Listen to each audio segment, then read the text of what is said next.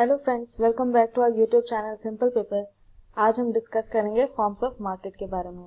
ये एक बहुत ही इंटरेस्टिंग टॉपिक है। इसमें कुछ भी टेक्निकल नहीं है जिसे समझने में दिक्कत हो। इनफैक्ट इस टॉपिक को आप रियल लाइफ सिनेरियो से रिलेट कर पाएंगे। तो चलिए स्टार्ट करते हैं आज का टॉपिक। इसका मीनिंग देख लेते हैं पहले मार्केट का। उससे पहले एक ऑर्डिनरी सेंस में, एक जनरल सेंस में आप मार्केट का मतलब क्या समझते हैं? एक मार्केट एक ऐसी जगह है, एक ऐसा फिजिकल प्लेस है जहाँ पे commodities are bought and sold. ये हमारे दिमाग में आता है। लेकिन अगर इकोनॉमिक के रेफरेंस से, इकोनॉमिक्स की परिभाषा से समझे तो ये सिर्फ ये जो एक टर्म है मार्केट, ये जरूरी नहीं एक पर्टिकुलर प्लेस है।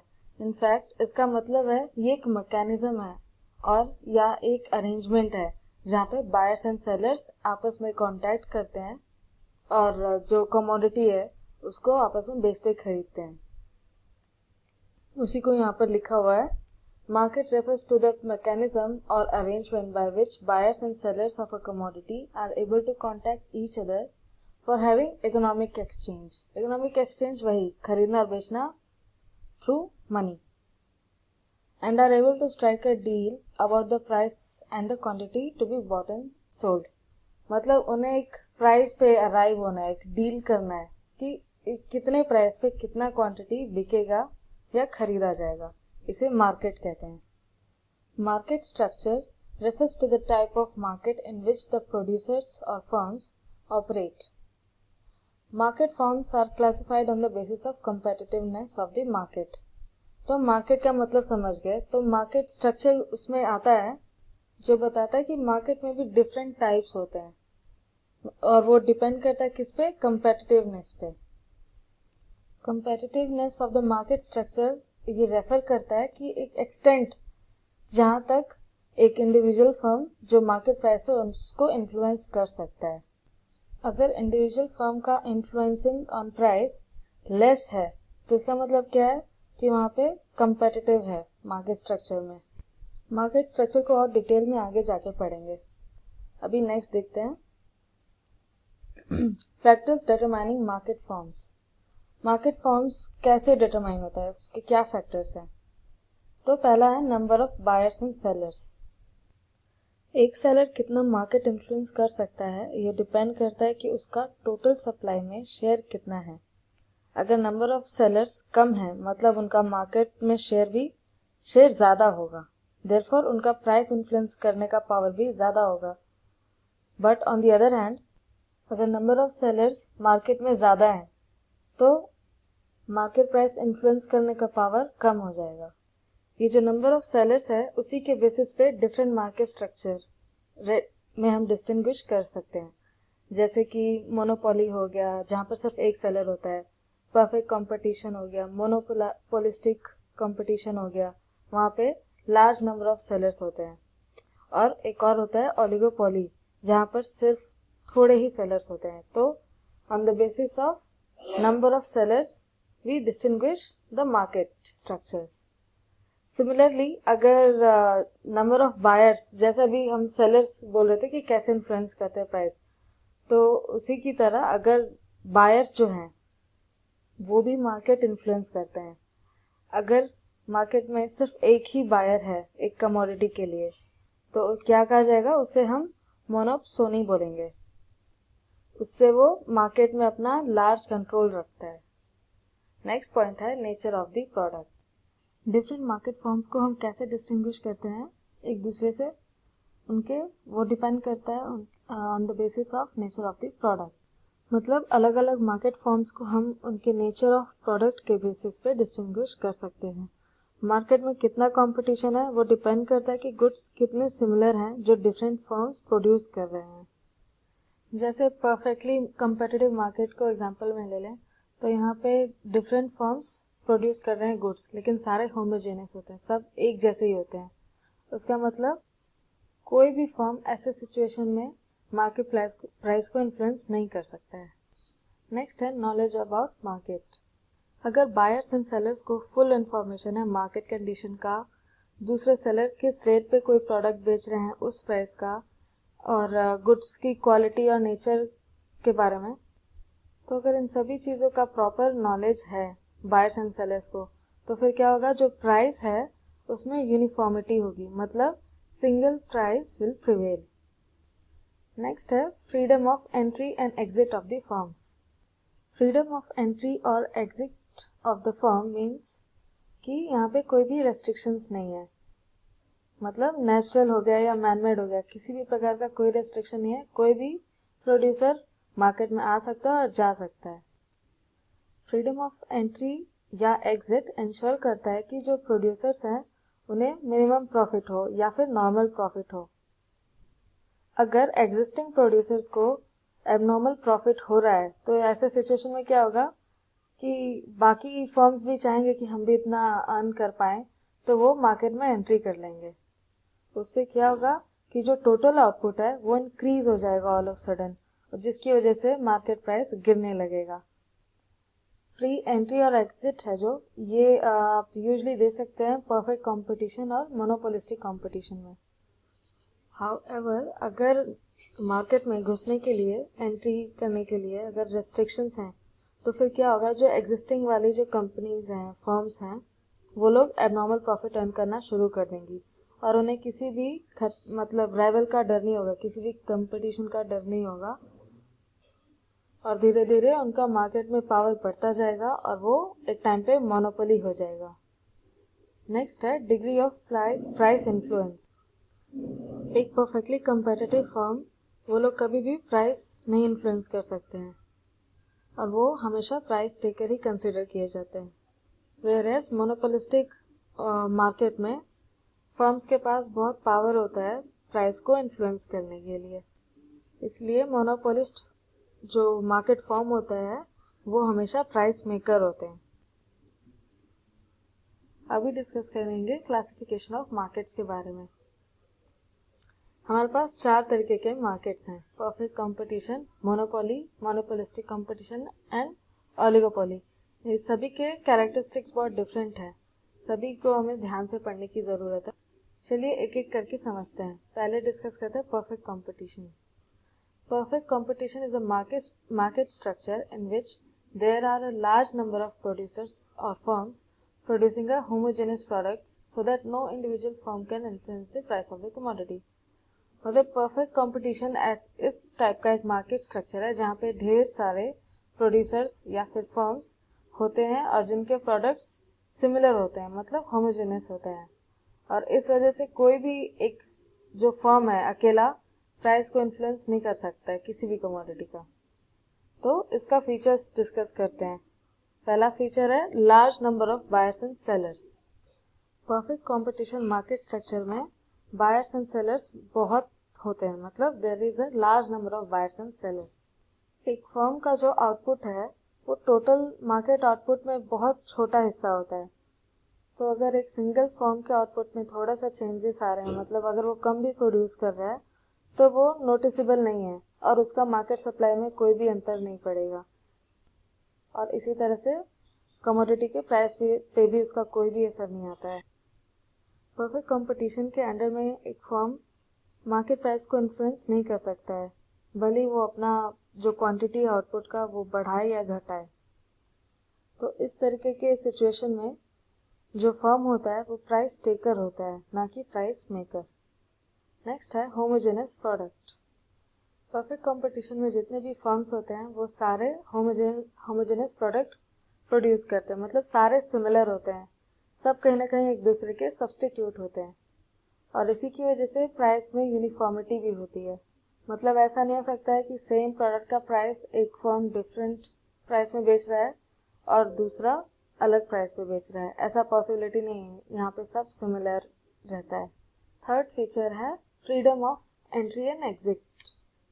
परफेक्ट कंपटीशन को कैरेक्टराइज किया ही जाता है freedom of entry and exit के बेसिस पे। इसका मतलब जो नए फर्म्स हैं वो मतलब they are free to enter the industry, वो कभी भी इंडस्ट्री में एंटर कर सकते हैं, और जो एग्जिस्टिंग फर्म्स हैं they are free to leave the industry at any point, वो लोग कभी भी एग्जिट कर सकते हैं। कौन? Existing firms. यहाँ किसी भी प्रकार का रिस्ट्रिक्शन नहीं है, ना लीगल ना नेचुरल और या कोई भी मैन मेड, किसी भी तरीके का रेस्ट्रिक्शन नहीं है एंट्री और एग्जिट पे। फ्री एंट्री और एग्जिट की वजह से ही इस मार्केट में कंपटीशन बना रहता है, इसीलिए इसे परफेक्ट कंपटीशन बोल रहे हैं। नेक्स्ट है परफेक्ट मोबिलिटी ऑफ रिसोर्सेस। ये भी एक इम्पॉर्टेंट कैरेक्टरिस्टिक है परफेक्ट कंपटीशन का। ये इंश्योर करता है कि जो रिसोर्सेस हैं या फिर फैक्टर ऑफ प्रोडक्शन भी कह सकते हैं, वो इंडस्ट्री में कभी भी एंट्री और एग्जिट कर सकता है। मतलब जो रिसोर्सेस है उसका जो यूज है उसे स्विच किया जा सकता है एक फ्रॉम वन टू अनदर बिना किसी रिस्ट्रिक्शन के, और इसी कंडीशन की वजह से ही हम freedom of entry and exit भी बोलते हैं। ये दोनों एक दूसरे से इंटर रिलेटेड है। Freedom of entry and exit and perfect mobility of resources, ये दोनों इंटर रिलेटेड होते हैं। नेक्स्ट है परफेक्ट नॉलेज। परफेक्ट कंपटीशन के अंडर में जो कंज्यूमर्स होते हैं, फर्म्स होते हैं और जो रिसोर्स ओनर्स होते हैं, उनको परफेक्ट नॉलेज होता है मार्केट के कंडीशंस का। हर एक फर्म को पता होता है कि मार्केट में कौन सा प्राइस चल रहा है, तो वो जो भी प्रोडक्ट बेचते हैं वो हमेशा उसी प्राइस पे बेचते हैं, वो अंडर पे नहीं करते हैं। और उसी तरीके से हर कस्टमर को भी पता है कि किस प्रोडक्ट का प्राइस कितना है मार्केट में, जिसकी वजह से वो कोई भी प्रोडक्ट का हायर प्राइस पे नहीं करता है। क्यों? क्योंकि उसे ऑलरेडी नॉलेज है। नेक्स्ट है एब्सेंस ऑफ ट्रांसपोर्ट कॉस्ट्स। इस केस में क्या है कि जो बायर और सेलर है वो खरीदने या बेचने में कोई भी ट्रांसपोर्ट कॉस्ट नहीं इनकर करते हैं, और यही रीज़न होता है कि जो इस तरीके के मार्केट है इसमें जो प्राइस है वो यूनिफॉर्म रहता है, सेम रहता है। क्योंकि अगर ट्रांसपोर्ट कॉस्ट एग्जिस्ट करता है तो फिर क्या होगा, सेम ही प्रोडक्ट होंगे, आइडेंटिकल गुड्स ही होंगे, लेकिन उनका प्राइस डिफर हो सकता है। इसलिए ये अजम्पशन लेके चलना है कि there is a absence of transport cost under perfect competition. Next है monopoly. Monopoly is a market structure in which there exists only a single seller of a product who is the sole producer of the product which has no close substitution। मतलब इस तरीके का market structure है जहाँ पे सिर्फ single seller रहता है, वही एक इकलौता प्रोड्यूसर होता है अपने प्रोडक्ट का, और उस मार्केट में कोई भी इसका सब्सटीट्यूशन नहीं रहता है, एक भी सिमिलर प्रोडक्ट अवेलेबल नहीं रहता है। इसके लिए बेस्ट एग्जांपल है इंडियन रेलवेज। ये गवर्नमेंट के अंडर है, इकलौता रेलवे सर्विस प्रोवाइड करने का कंपनी है और फैसिलिटी है, और इसका कोई भी सब्सटीट्यूशन नहीं है, कोई भी इसका कॉम्पिटिटर नहीं है मार्केट में। तो अब इसका फीचर डिस्कस करते हैं। पहला है सिंगल सेलर। या आप इसके डेफिनेशन से ही पता लगा सकते हैं कि ये मार्केट में सिंगल सेलर होता है। ये एक ऐसा केस है जहाँ पे वन फर्म या फिर एक प्रोड्यूसर मार्केट में कितना सप्लाई करना है उसे कंट्रोल कर सकता है, जिसका मतलब ये लोग प्राइस को इन्फ्लुएंस करते हैं। नेक्स्ट है नो सब्सटीट्यूट। जैसे कि अभी हमने पढ़ा इसका मीनिंग, यहाँ इस तरीके के मार्केट स्ट्रक्चर में क्या होता है कि जो प्रोडक्ट है उसका कोई सब्सटीट्यूट अवेलेबल ही नहीं है, ये सिंगल प्रोडक्ट सेल करता है और यहाँ पे कोई भी कंपटीशन नहीं होता है। नेक्स्ट है क्लोज्ड एंट्री। अगर मार्केट स्ट्रक्चर मोनोपोली है तो वहाँ पे दूसरे फर्म का एंट्री करना नेक्स्ट टू इम्पॉसिबल होता है। वहाँ पे बहुत हाई बैरियर्स सेट रहते हैं एंट्री करने के लिए। जो रिस्ट्रिक्शंस है वो कई प्रकार के हो सकते हैं, जैसे patent rights, copyright, government rules and regulations. मतलब इस तरीके के क्राइटेरियाज होते हैं कि जिसे फुलफिल करना बहुत मुश्किल हो जाता है और एंट्री करने में बहुत दिक्कत होती है। नेक्स्ट है प्राइस मेकर। सिंस मोनोपोली में सिंगल फर्म होता है, मतलब वो एक लौता प्रोड्यूसर है, उसके प्रोडक्ट्स का कोई सब्सटीट्यूट नहीं है, वहाँ पे एंट्री करने में भी दिक्कत है, तो इससे क्या होगा, उसका मार्केट प्राइस पे इन्फ्लुएंस रहता है। वो जब चाहे तब आउटपुट चेंज कर सकता है और प्राइस भी चेंज कर सकता है, और इसकी वजह से ऐसे फर्म को प्राइस मेकर कहते हैं। लास्ट फीचर है possibility of price discrimination. Price discrimination क्या होता है? ये एक ऐसा सिचुएशन है जहाँ पे जो प्रोड्यूसर होता है वो सेम प्रोडक्ट डिफरेंट बायर्स को सेल कर रहा है, लेकिन अलग अलग प्राइस पे। तो मोनोपोली में ये पॉसिबिलिटी है कि प्राइस का डिस्क्रिमिनेशन हो सकता है। एग्जाम्पल में हॉस्पिटल्स को ले लो। जैसे कई बार जो पुअर पेशेंट्स होते हैं तो हॉस्पिटल क्या करता है, उनसे ऑपरेशन का फी थोड़ा कम लेता है, लेकिन वही अगर कोई रिच पेशेंट है तो उनसे ज़्यादा फीस लेता है। एक और एग्जाम्पल है इलेक्ट्रिसिटी बोर्ड का। वो लोग जो बिजली बेचते हैं, एग्रीकल्चर यूज़ है तो उसके लिए थोड़ा चीप रेट रहता है, लेकिन वही अगर होम यूसेज के लिए वो लोग इलेक्ट्रिसिटी बेच रहे हैं तो वो थोड़ा सा महंगा रहता है। तो ये सब एग्जाम्पल है हमारा प्राइस डिस्क्रिमिनेशन का, जो कि हाईली पॉसिबल है मोनोपोली के अंडर। नेक्स्ट डिस्कस करते हैं monopolistic competition. Monopolistic competition is the form of market in which there are large number of sellers for a particular product, with each seller selling somewhat differentiated but close product. इसका मतलब क्या हुआ कि ये जो market है इसमें ढेर सारे, यहाँ पे भी लार्ज नंबर ऑफ सेलर्स हैं, जस्ट लाइक परफेक्ट कंपटीशन, और ये भी पर्टिकुलर ऑलमोस्ट सेम प्रोडक्ट ही बेचते हैं, लेकिन उसमें थोड़ा सा डिफरेंस रहता है। इसके लिए बेस्ट एग्जांपल ले सकते हैं, जैसे होटल्स हो गया, रेस्टोरेंट्स हो गया।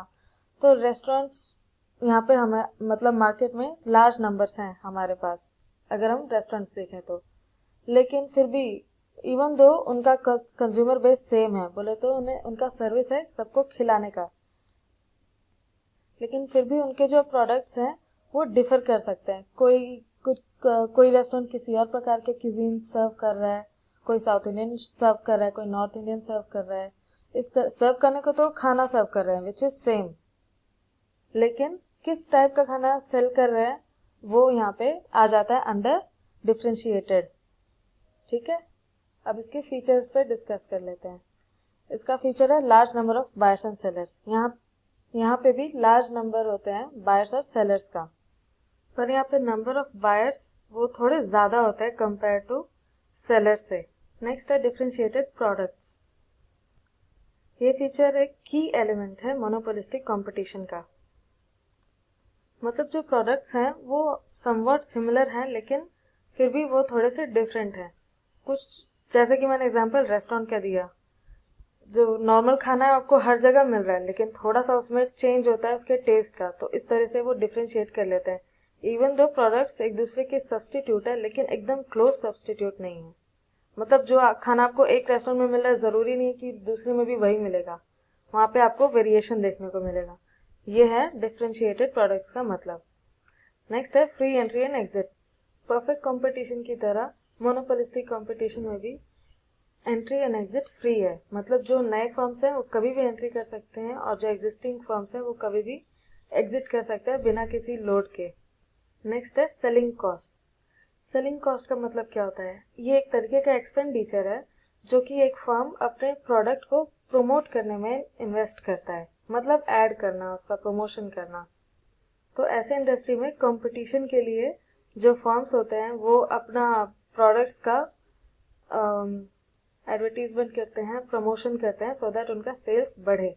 और ये सब करने का सिर्फ एक ही पर्पस है, सिंस ये लोग ऑलमोस्ट सिमिलर प्रोडक्ट ही प्रोड्यूस करते हैं, तो ऐसे में क्या होता है, वो लोग ज़्यादा से ज़्यादा इन्वेस्ट करते हैं अपने प्रोडक्ट के एडवर्टीजमेंट के लिए, चाहे टीवी में आए या न्यूज़पेपर में आए, किसी भी तरीके से वो उसका एडवर्टीजमेंट करते हैं, सो दैट वो दूसरे फर्म्स के जो कंज्यूमर्स हैं उनको अपनी ओर खींचे और अपना सेल बढ़ाएं। नेक्स्ट है non price competition. Monopolistic competition के अंडर जो फर्म्स होते हैं वो एक दूसरे से कम्पीट करते रहते हैं, तो यूजुअली क्या करते हैं, प्राइस कट करते हैं सो दैट सामने वाले फर्म के कंज्यूमर्स हमारे पास आ जाए। तो सिर्फ यही एक रास्ता नहीं है कम्पीट करने का, वो लोग और क्या करते हैं, नॉन प्राइस कंपटीशन करते हैं। जैसे वो जो प्रोडक्ट प्रोड्यूस कर रहे हैं वो ज़्यादा डिफरेंशिएट करे, ज़्यादा अट्रैक्टिव बनाए, सो दैट दूसरा कस्टमर यहाँ पे आना चाहे, उसे कंज्यूम करना चाहे। और जो एडवर्टीजमेंट, जैसे पहले एक्सप्लेन किया, एडवर्टाइज करते हैं उसको, इस तरीके से एडवर्टाइज करते हैं कि कंज्यूमर को लगता है आखिर ये जो प्रोडक्ट सेल करे कितना डिफरेंट है, वो भी ट्राई करना चाहेगा। तो ये सब नॉन प्राइस कंपटीशन के अंडर आता है। लास्ट है independent price policy. Monopolist competition के अंडर जो फर्म्स होते हैं वो लोग अपना मतलब डिफरेंट या फिर कहेंगे इंडिपेंडेंट प्राइस फॉलो कर सकते हैं, उस पर कोई रिस्ट्रिक्शन नहीं है, और इस तरीके से वो अपने प्रोडक्ट के प्राइस मेकर बनते हैं। नेक्स्ट है oligopoly. It is that form of market structure in which there are a few firms selling a product so that there is intense competition among them. Oligopoly ऐसा market structure होता है जहाँ पर जो firms हैं बहुत कम रहते हैं और वो सेम प्रोडक्ट सेल करते हैं, जिससे मार्केट में इंटेंस कंपटीशन बना रहता है। इसके लिए एग्जांपल में ले सकते हैं इलेक्ट्रॉनिक्स के प्रोडक्ट्स। इलेक्ट्रॉनिक प्रोडक्ट्स बहुत ज़्यादा मतलब कंपनीज बहुत ज़्यादा नहीं है, वो बहुत कम ही रहती हैं और सारे बहुत क्लोज सब्स्टिट्यूट सामान भी बेचते हैं। इस तरीके से उनमें बहुत इंटेंस कंपटीशन रहता है। अब जैसे आप देख लो, क्रोमा है, रिलायंस डिजिटल है, ये सारे ऑलमोस्ट सेम प्रोडक्ट्स बेचते हैं, थोड़ा सा प्राइस डिफरेंशिएट करके, और इस तरह से इनमें बहुत इंटेंस कंपटीशन रहता है। तो इसके फीचर्स को डिस्कस करते हैं। पहला, इंटेंस कंपटीशन। जैसा इसके मीनिंग में ही बता दिया कि ये वैसा मार्केट है जहाँ पे कुछ ही फर्म्स मिलके एक प्रोडक्ट बेचते हैं और जिस वजह से वहाँ पे बहुत हाई कंपटीशन रहता है। यहाँ पे जो फर्म्स होते हैं वो एक दूसरे पे, जो उनके राइवल्स हैं, उन पे बहुत उनको क्लोजली वॉच करते हैं, उनका देखते हैं कि डिसीजन कैसे चेंज कर रहे हैं प्राइस को लेके, सो दैट वो भी अप्लाई कर सके अपने प्रोडक्ट्स के लिए।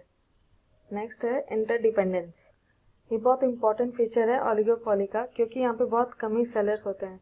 किसी एक का डिसीजन अगर चेंज होता है तो उसकी वजह से जो बाकी सेलर्स हैं वो चाहते ना चाहते हुए उनको भी वैसा ही डिसीजन लेना होता है। मतलब अगर कोई भी फर्म अपने प्राइस में, आउटपुट में, प्रोडक्ट में, किसी में भी थोड़ा सा भी चेंजेस लाता है तो उससे क्या होगा, जो राइवल फर्म्स हैं वो मजबूर हो जाते हैं सेम चेंजेस अपने कंपनी में भी लाने के लिए। नेक्स्ट है होमोजेनस और नॉन होमोजेनस प्रोडक्ट। मतलब ओलिगोपोली में जो फर्म्स होते हैं वो चाहे तो होमोजेनस प्रोडक्ट सेल कर सकते हैं या फिर डिफरेंशिएटेड प्रोडक्ट भी सेल कर सकते हैं, वो अपने हिसाब से डिसाइड कर सकते हैं। नेक्स्ट है importance of selling cost. Since oligopoly में बहुत इंटेंस कंपटीशन होता है और सारे फर्म्स एक दूसरे पर इंटरडिपेंडेंट रहते हैं, जिसकी वजह से फर्म्स को एक दूसरे से कम्पीट करने के लिए बहुत तरीके के सेल्स प्रमोशन करने पड़ते हैं, जैसे प्राइस कटिंग हो गया, डिस्काउंट हो गया, डोर टू डोर कैंपेन हो गया, एडवर्टीजमेंट हो गया, एट्सेट्रा। तो इस तरीके से ओलिगोपोली में सेलिंग कॉस्ट का बहुत इंपॉर्टेंट है मार्केट में सर्वाइव करने के लिए, अपना प्रोडक्ट ज़्यादा से ज़्यादा सेल करने के लिए। नेक्स्ट पॉइंट है बैरियर्स टू एंट्री। अगर ओलिगोपोली लॉन्ग रन के लिए एग्जिस्ट करना चाहता है तो ज़रूरी है कि यहाँ पे जो नए फर्म्स हैं वो इजीली एंटर ना कर सकें, क्योंकि अगर फर्म्स इजीली एंटर करेंगे तो फिर ये अपने डेफिनेशन को स्टैंड नहीं कर पाएगा। मतलब इस मार्केट में तो सिर्फ थोड़े से ही सेलर्स रहते हैं, अगर ज़्यादा आगे तो फिर ये ओलिगोपोली नहीं रहेगा, ये परफेक्ट कंपटीशन में चेंज हो जाएगा। ये जो इंडस्ट्रीज है वो वैसे भी बहुत कम फर्म्स के द्वारा डोमिनेट की जाती है, और यहाँ पे एंट्री इजी इसलिए भी नहीं कर सकते क्योंकि यहाँ पे लार्ज स्केल प्रोडक्शन चाहिए, जो इनपुट्स है, फैक्टर ऑफ प्रोडक्शन है, उस पर भी कंट्रोल होना चाहिए, पेटेंट राइट्स, ये सब होने चाहिए। ये सारे फैक्टर्स अचीव करना मुश्किल हो जाता है, इसलिए यहाँ पे न्यू फर्म का एंट्री करना भी मुश्किल हो जाता है, इसलिए इसे ओलिगोपोली कहते हैं, क्योंकि यहाँ पे ओनली फ्यू सेलर्स रहते हैं। एक डिमांड कर्व शो करता है कि नंबर ऑफ अमाउंट और number of quantity firm sell कर रहा है एट वेरियस प्राइसेस। तो जो फर्म्स होते हैं अंडर परफेक्ट कंपटीशन, मोनोपोली और मोनोपोलिस्टिक, वो लोग का जो डिमांड कर्व है वो इनडेफिनेट है, डेफिनेट डिमांड कर्व है। क्यों? क्योंकि वो अपने राइवल फर्म्स का रिएक्शन इग्नोर कर सकते हैं, पर ओलिगोपोली में ऐसा नहीं है, बिकॉज वो अपने राइवल का रिएक्शन इग्नोर नहीं कर सकते हैं, क्योंकि वो सब एक दूसरे पे इंटरडिपेंडेंट होते हैं।